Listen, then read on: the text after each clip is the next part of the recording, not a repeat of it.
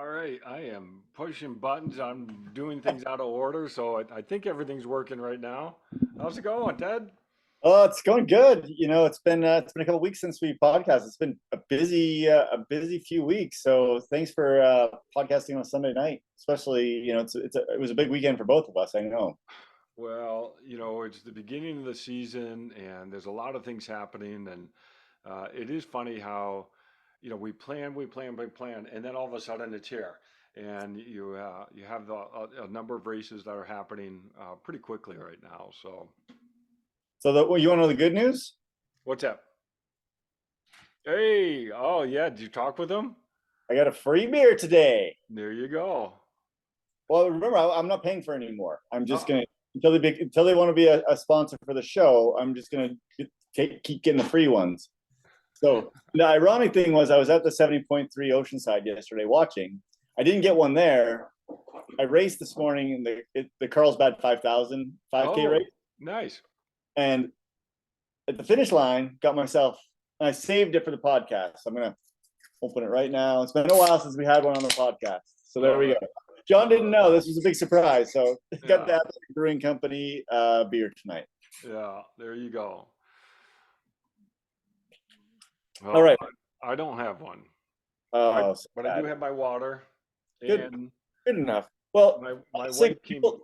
people say my gluten-free, alcohol-free beer is water. Well, yeah, that's right. Well, and this is not gluten free, but my wife came back from doing her ultra, and she brought me a gift, What'd you and the bring you? gift was a sugar daggy. So I've got sugar. Oh, I got oh, nice. that's dinner tonight. So. Sugar daddy. I really like that. That's awesome. That's all. Yeah, that's good. So let's see. Yeah, I'm a little. My thoughts aren't all there, but yeah, there are a lot of races that have happened in a short period of time. From my wife during her ultra run, she was able to do 100 miles. You did this race. We had Revel Marathon.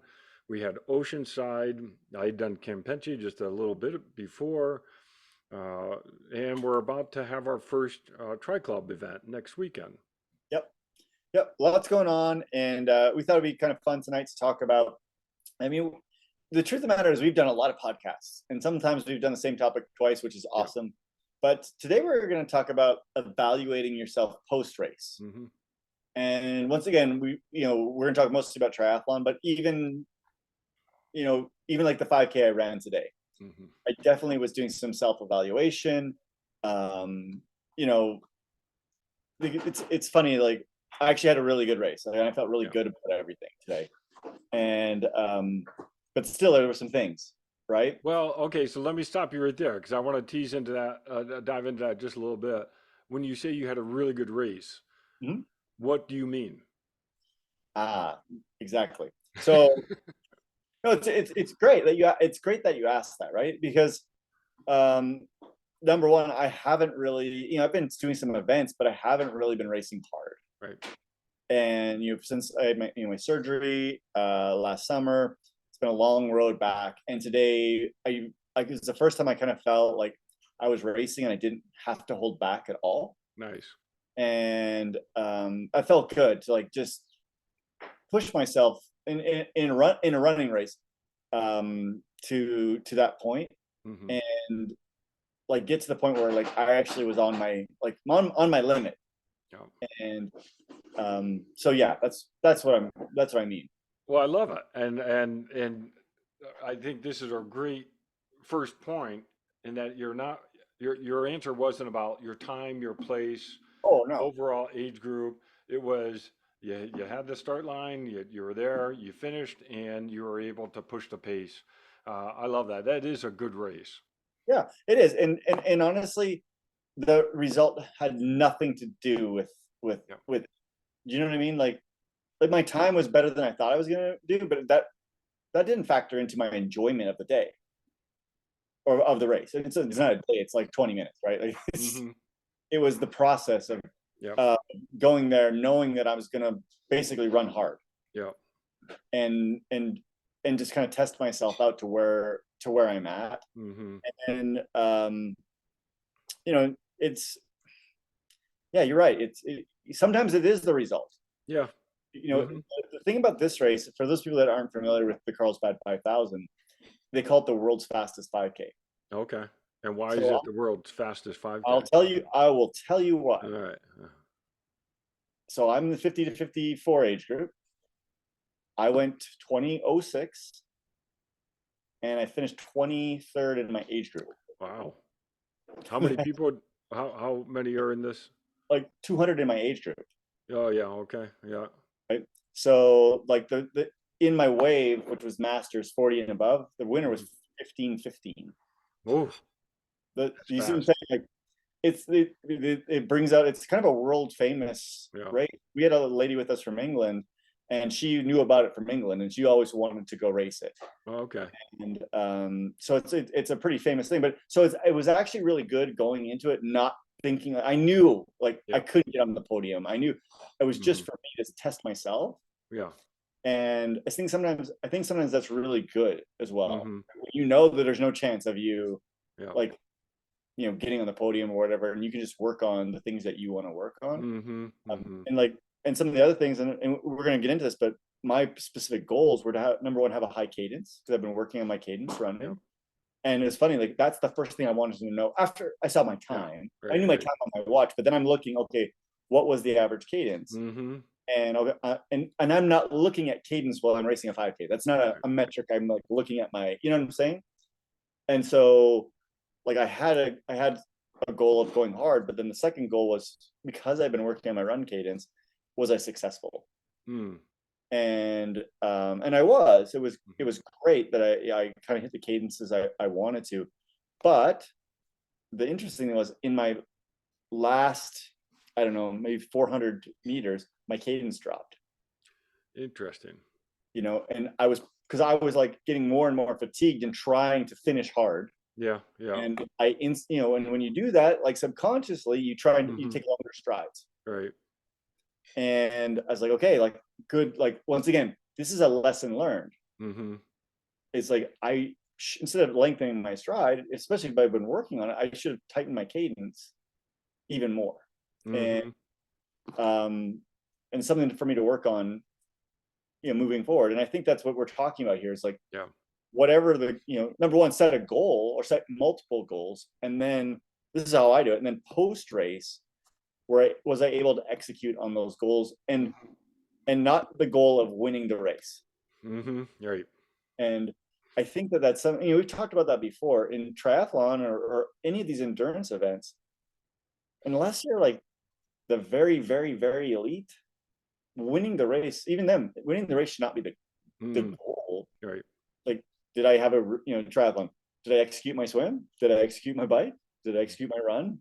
Did I execute Hmm. my nutrition?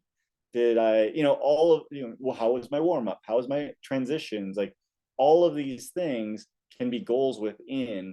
Hmm. And I think that sets you up for success, Hmm. rather than just like, oh yeah, I'd really like to, I'd like to be on the podium, but that's oftentimes beyond your control, That's right. right? Like you, when we talked about this before, you cannot uh, decide who signs up for a race. Hmm. And unless you're Lionel Sanders this weekend or Taylor Knibb this weekend, there's always somebody faster than you, That's right. right? And that's just the nature of racing. I heard an interview with Sam Long yesterday after the race, and basically he's just like, I did what I could do. Hmm. Lionel's just faster than me. Yeah. Like, but he said, basically, I did what I could do. Like, I Hmm. executed what I Hmm. wanted to do, and he's just faster than me. And you know what? I wish we'd hear more age groupers say that. Yeah. Like, I've checked the boxes, Hmm. and they're just faster, and No, that's okay. it is. It is. And I think you and I both share this idea that at the end of the day, the podium place, it's out of our control. You don't know who else is going to be in a race, and all you can do is race your race. And I really think that as we mature as triathletes, when we get that focus on our effort, I think we end up having a more enjoyable race experience and ultimately a better race because you're not out there. A lot of times in age group races, we're not even when we're running side by side with someone. You don't know who you don't even know who's in the lead because you don't know when they started.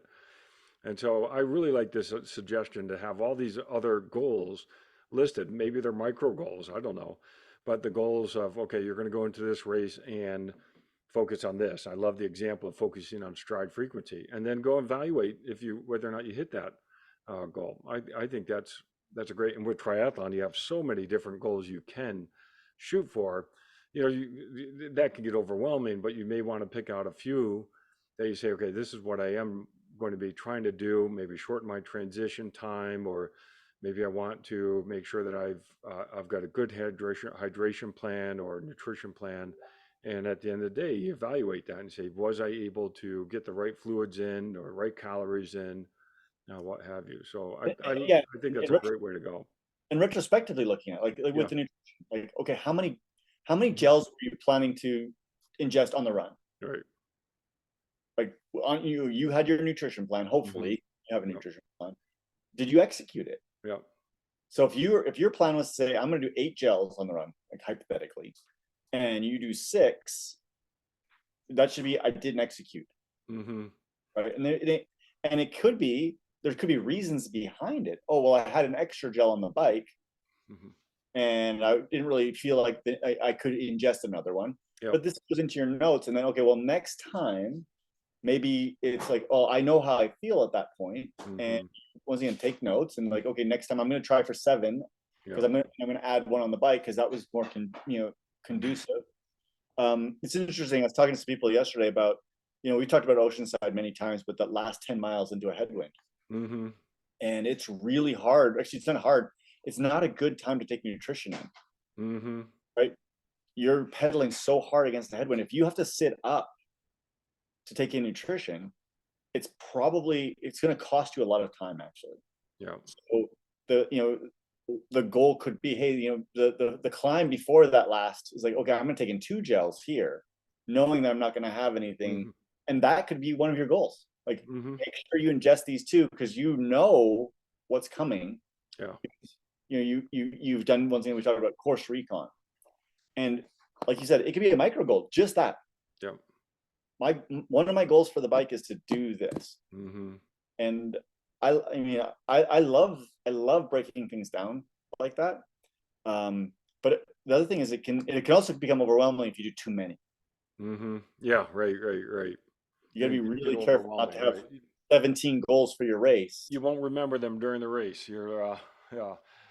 But what But on the nutrition part, just to maybe bring this one just a little deeper, I try to, after my race, I try to write down my nutrition that I did as quickly as possible within reason, because I forget, and all of a sudden it's like, wait a second, was I drinking at mile 10 or was that fifth? And if it's the sooner I can get that information down, then later on I can go back and add in some other details. But I know when I'm trying to really zero in on a hydration or nutrition plan, I'm trying to get that information down on paper as soon as I can, or digitally in my phone or what have you. so I haven't done it, but I've suggested this to people, and I'm more of a creature of habit. I kind of know what I'm doing for pre nutrition, Mm-hmm. right? So if you have GI issues and you have GI issues on the run, it's like, Mm-hmm. should you maybe go back 2 days? Yeah. Like, what did Right. I eat? Yeah. And and if you had GI issues, don't eat that same thing the next time, right? Mm-hmm. And then the next race you don't have GI issues. Mm-hmm.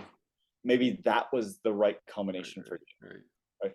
But I mean, this gets so much more deeper, and we're neither of us are like nutrition, or we're not RD, but Mm-hmm. these are just like ideas.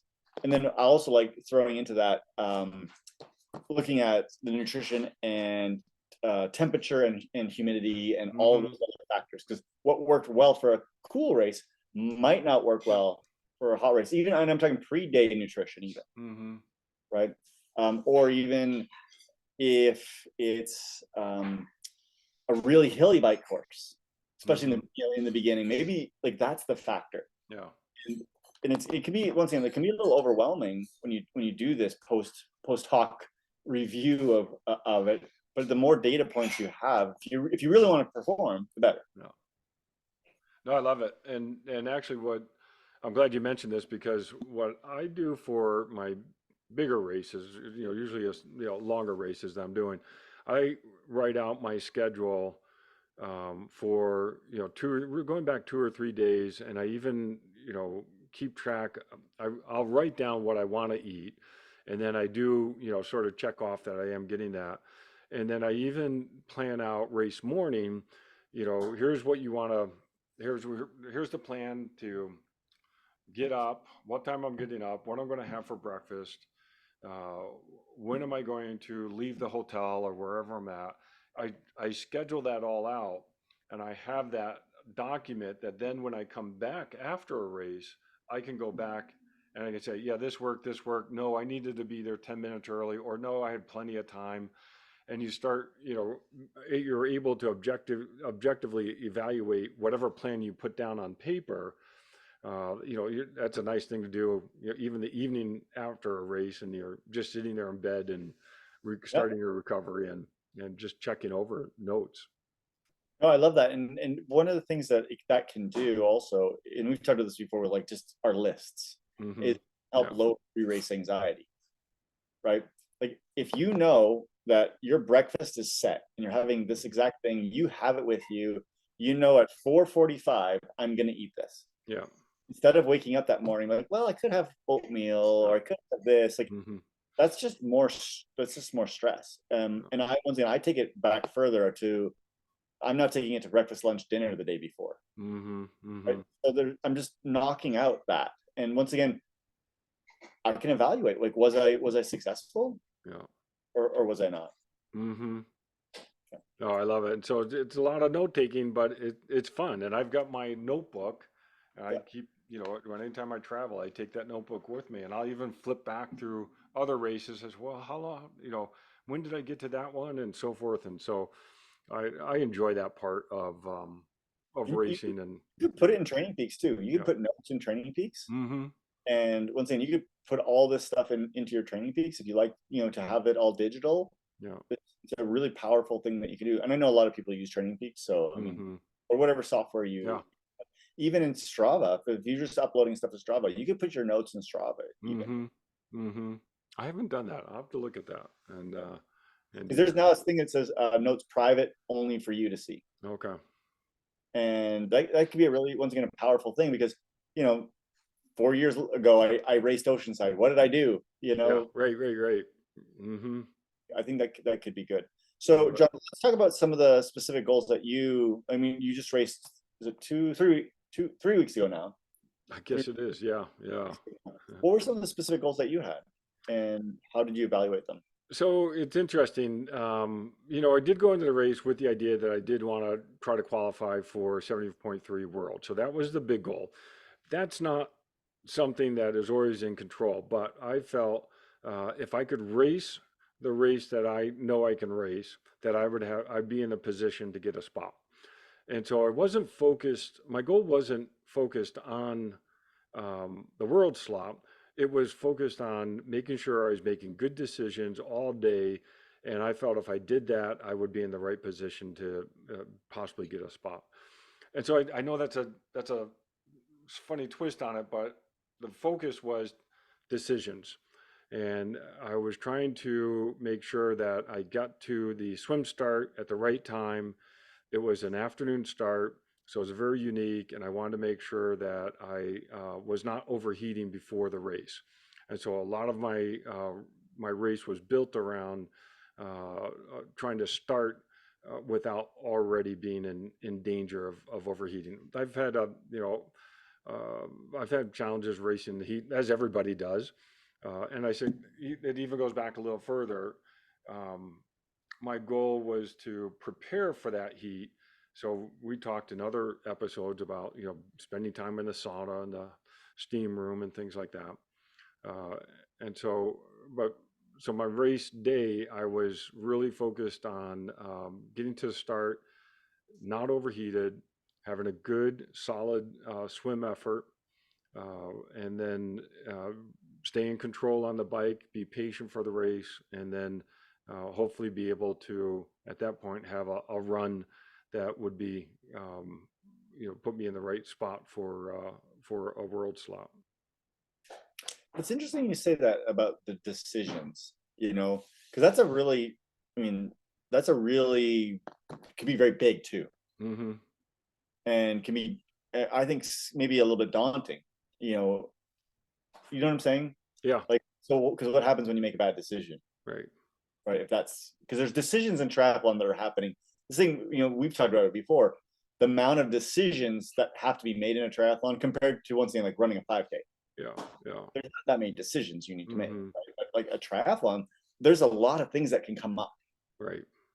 You know, so I mean, looking back, John, were there decisions that you made that were not executed or weren't good decisions? And No, if so so, yeah, I love it. Okay, so first of all, I did not get a world spot, but I still felt really great about the race and the race experience. And so I didn't hit that goal of getting a spot, but that was, I can't control that.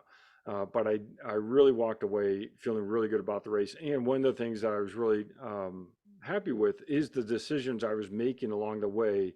I felt were the decisions that were giving me the best chance to have a great race. And so, for example, I got a flat tire. Well, now it's how do you decide? What are you going to do? Are you going to keep going? Are you going to take the time to change, the tire, or are you going to just throw it in and say, well, I had a flat tire and I'm out of competition and uh, maybe I'm not going to continue. Well, I decided to change the tire and keep going and to have a good attitude once I got started again. And so that was an example of a decision that I couldn't predict that I would have to make, but at the same time, I was really happy with I decided to get the flat, change it, get going, and my decision in terms of my attitude was really positive at that point, and not worrying about finishing place, not worrying about that goal. I was worried more about just having a good race. and I love that you mentioned the flat tire because we talked about this not on the podcast. Maybe we did talk about it on the podcast. I think it took you 7 minutes. Yeah, Is yeah, that yeah, yeah, so? That tells me not only did you make the good decision to change it and right. not give up, Hmm. but you took your time, Yeah. right? Hope, yeah, and I think you said you hit something, like hit a bump or something that caused a flat. No, I avoided the bumps and That's I what it was. rode in a part of the Ah, road that had some glass and I got a, yeah, I mean, you took the time, I'm sure, to look at your tire and make yeah, sure there wasn't something protruding through. And mm-hmm, like, yeah, um, this is one that we talked about it before, but one of the horror stories is like you're so upset mm-hmm, that yeah, you just whip the tube out, yep, put a new one in, CO2, psh, go, right, right, and you get a second flat, yep, and then you truly are done. For most mm-hmm, people, they don't carry two tubes mm, and yeah, CO2s, and if even if that's not the case, now you've doubled the time. mm-hmm, mm-hmm, I mean, when you told me it took you 7 minutes, I'm like, yeah, that was actually a really good decision, yeah, yeah, especially the race dynamics that you were in that day. mm-hmm, right, Um, now maybe it's different if you're a mile from the finish or 2 miles from the finish. Maybe it's like, okay, quick, like, and if I get a second flat, I'm going to ride in on it. yep, yep, Do you know what I mean? Like maybe it's yep, different, but where you were at on the course, I think that was that was a really good decision. And for me, like if I was going to write things down afterwards, I like made an excellent decision yeah, right. to take my time changing that. If this happens again, that's exactly how I want to do it. And the fact was, I still got off the bike in first place in my age group, and so I was still in a good spot. I had no idea. I didn't know where I was, and so again, that was something when I got back to the hotel and I was thinking about the race. I was like, I was really glad with how I handled that, and it didn't. It didn't negatively influence my race, and it could have easily have done that. And I think even taking a step further, there was a lot of debris on the road, you said, especially in certain Yeah. sections. Mm-hmm. So you don't even what you don't know is the second person had a flat as well. Yeah. Right. Right. You don't know. Yeah. But Right. like That's right. That's right. you Hmm. don't know. Like, No. if the road conditions are such that you got a flat, Yeah. there's just as good of a chance that somebody Hmm. else, Yeah. that you're racing against has a flat too. And Well, it's funny you say that because when I did get off the bike and I still had no idea where I was place wise, and I could have been passed by 10 people. I had no idea. But I started the run and I'm like, you know what? Anyone else could have had these same problems. And everyone is going to be struggling with the heat. And I'm just going to do the best I can at this stage and see where it goes. And again, that was a decision that I made, and I really felt good about that. That I kept the right attitude going forward. I love that you say the decision, or what you're saying about the heat and that everyone else is, because this is something that I've actually been working on myself as far as like Hmm. race analysis, and not even just race analysis, but like pre-race analysis, looking at weather and getting stressed. Hmm. And my thing lately has been in racing, the worse weather, the better for me. And I look Hmm. back at Hmm. my historical races, Right. my hottest races I've done really well. Super windy races I've done really well. Hmm. And I'm thinking about it, I'm like, you've raced so many times. Like Yeah.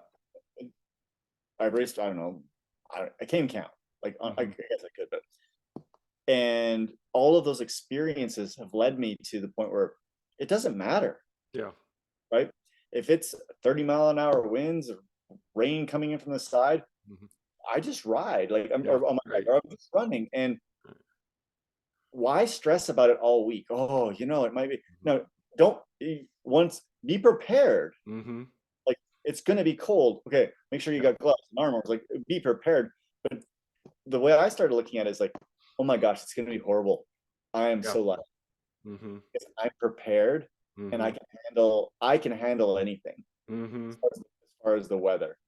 Or if there's a big climb on the bike, like, oh, I'm so stressed about this. We're getting ready for St. George, right? Everyone's worried Yeah. about Snow Canyon. I love Snow Canyon, Right. right? It's like, man, that I love making that climb. Um, yeah, Cosmos, Cosmos making. Well.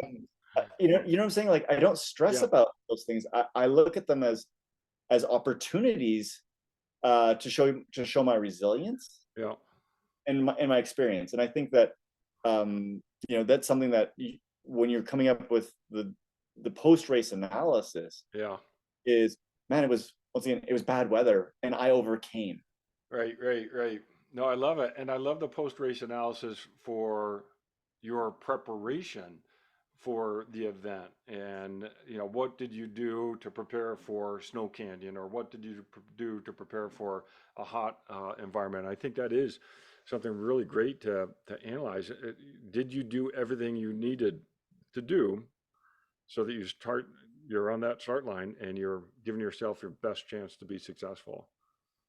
And just like thinking about it, like, I have a plan every time I race St. George for Snow Canyon. Yeah. There is order of the way things go. Mm-hmm. Well, I have the benefit of having done it many times, Yeah. but I've translated that into other races where there's like a lengthy climb. Mm-hmm. Right? Number one thing I do as soon as I get on the climb is I unzip my jersey as much as I can, right? Yeah. I want to get cooler.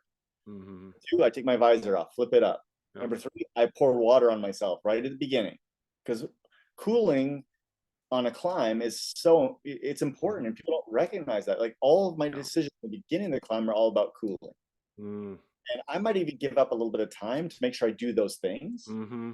because it's going to pay off maybe on the back half of the run, because I was Right. a couple degrees cooler Mm-hmm. going up that climb. Mm-hmm. And once again, that took some time to develop that. Yeah. But you can talk to people like, well, what are the little things you do if you raced this race before? Like, what are the little Mm-hmm. things you do in certain sections? And once again, you can't do this for the whole course, Right. but like, that's like at St. George, to me, that's where the rubber meets the road, you know? Mm-hmm. Well, Uh, and I think that speaks to the experience that you've done that post event analysis enough time where you're like, hey, I need to do this the next time. And then you do that and you evaluate it afterwards and say, yeah, that worked. I'm going to keep doing that, or I'm going to employ that strategy for another event in another situation. So that experience really does pay off. But that experience is based upon you evaluating each race and not for place and prizes or what have you, but evaluating it for your effort and your race day experience. I used to get really caught up in like post race analysis of like power, Mm-hmm. and I've kind of got away from that uh, Mm-hmm. because every race is different, and my fitness going into a race is different. Yeah. My prep is going to be different. Especially like for example, this year, like coming back from Yeah. my surgery and the situations I've had this year. But even before that, I kind of got away from like I used to go, oh, Snow Canyon, like I want to do this Yeah. watts, and this. Yeah. Yeah. The truth is, like I have a plan that I want to go hard in the last mile, Mm-hmm. and I want to keep kind of steady in the bottom. But what I used to do is I used to okay, like how many watts per kilogram was I this year versus last Yeah. year? Yeah. Yeah. That can be very bad, Right. in my opinion, to actually evaluate yourself like that because Mm-hmm. you're a different athlete than you were. Yeah. And what you know, I think and we've talked about this before, is recognizing where you're at Mm-hmm. in a season as you come up with plans is also really, really important. It's not like, oh, hey, last year I did 270 watts up Snow Canyon. Mm-hmm. And this year, in my post race analysis, I'm 260 and looking at it as a fail. Yeah. Like, I think that can also be a little bit dangerous Mm. because once again, and I know a lot of people do it, but there's so many other factors that go into that.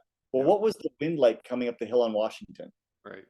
Right? Did I have to actually put more power out there because the race dynamics Mm-hmm.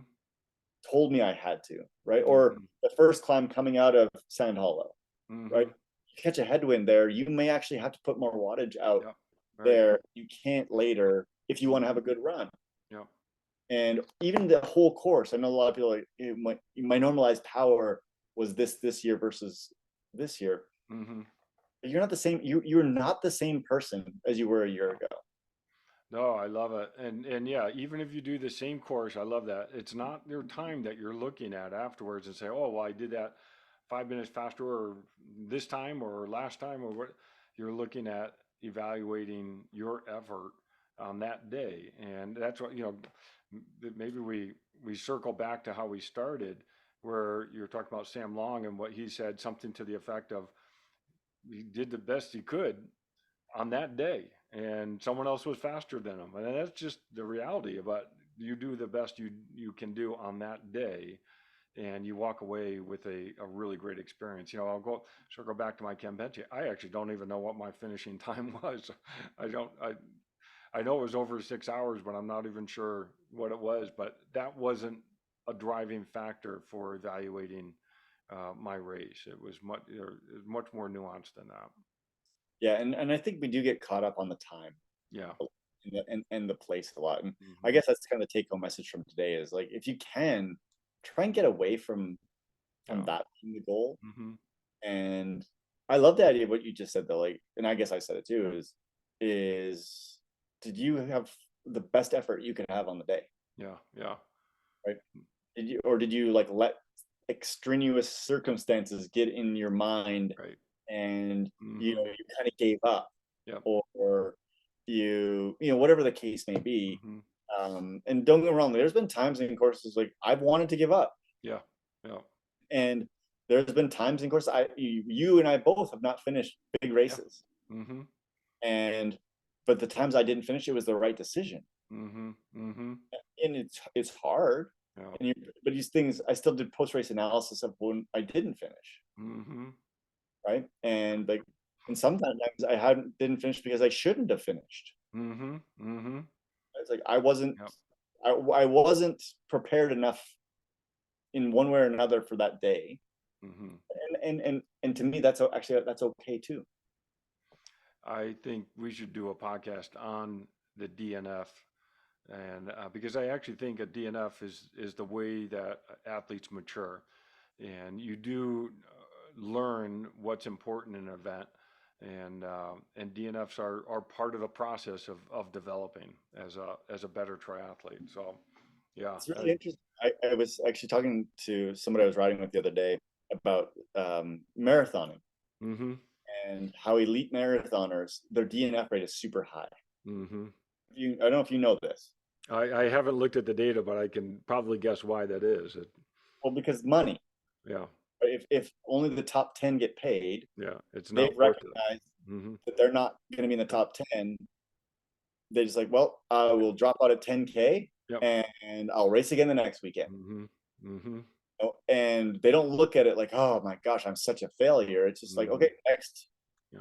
Well, hopefully the good ones don't, right? Mm-hmm. It's just like, okay, where's my next opportunity to get a paycheck?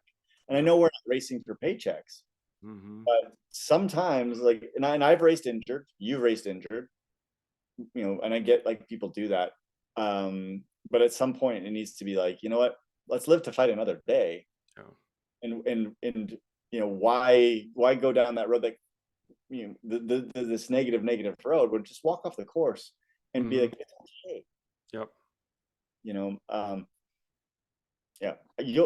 yeah, you'll be surprised at how many elite triathletes don't finish races. Yeah. Right.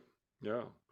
Why build up the damage if you're out of the running at that point? It's yeah. Or if once again, like, there's also the other side, right? Like, it's like, I get, like, there is something about like gutting it out, Mm-hmm. but there also is a time when it can be one thing negative. And I love this. We're going to do a podcast on Yeah. this for Yeah. sure. I think so. Awesome. Well, we're going to keep this one short tonight. This is fun, and I really like the topic of this. I think we do need to come back and continue this discussion on another episode. Okay, awesome. Hey, have a great week, and we will hopefully podcast next Friday again. All right. Sounds good. Bye, everybody.